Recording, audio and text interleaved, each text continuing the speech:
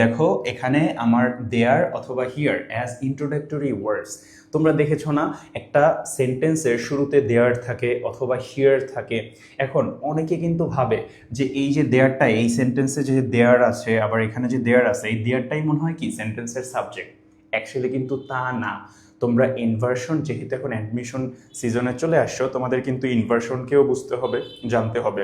So এখানে তোমরা দেখবা যে একটা সেন্টেন্স, এই সেন্টেন্সটা কীরকমের ছিল আমি একটু লিখে দেই।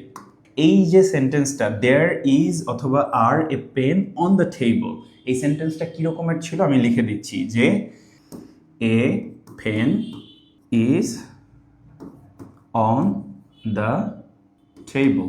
ওকে, এরপরে কি ছিল, দেয়ার ছিল, এরকমের সেন্টেন্সটা ছিল যে a pen is on the table there. Okay, এখন কথা হচ্ছে যে তোমার দেয়ার অথবা হিয়ার যুক্ত যে সেন্টেন্সগুলো, এই সেন্টেন্সকে যখন আমি ইনভার্সনে নেই সেক্ষেত্রে হিয়ারকে অথবা দেয়ারকে একদম সেন্টেন্সের শুরুতে আমার ব্যবহার করতে হয়, যেমনটা তোমরা এখানে দেখতে পাচ্ছ। এরপরে কি করতে হয় ভাইয়া, ভার্বটাকে আমরা আগে ব্যবহার করি আর ভার্বের পরে আমরা সাবজেক্টটাকে ব্যবহার করি। কিভাবে দেখো, এই যে এখানে ভার্বটাকে আমরা ব্যবহার করবো, এরপরে দেখো এই পেনটা কিন্তু এই সেন্টেন্সের সাবজেক্ট, আবার নিচে দেখো মেনি স্টুডেন্টস কিন্তু এই সেন্টেন্সের কি সাবজেক্ট। অ্যাকচুয়ালি দেয়ারটা কিন্তু সাবজেক্ট না। অলরাইট, তাহলে দেখো এই টাইপের সেন্টেন্সগুলোতে আমরা কিন্তু সবসময় দেয়ার ইজ ব্যবহার করি, আবার কেউ কেউ দেয়ার আর ব্যবহার করে না বুঝে করি, বাট এরকম একটা হবে না।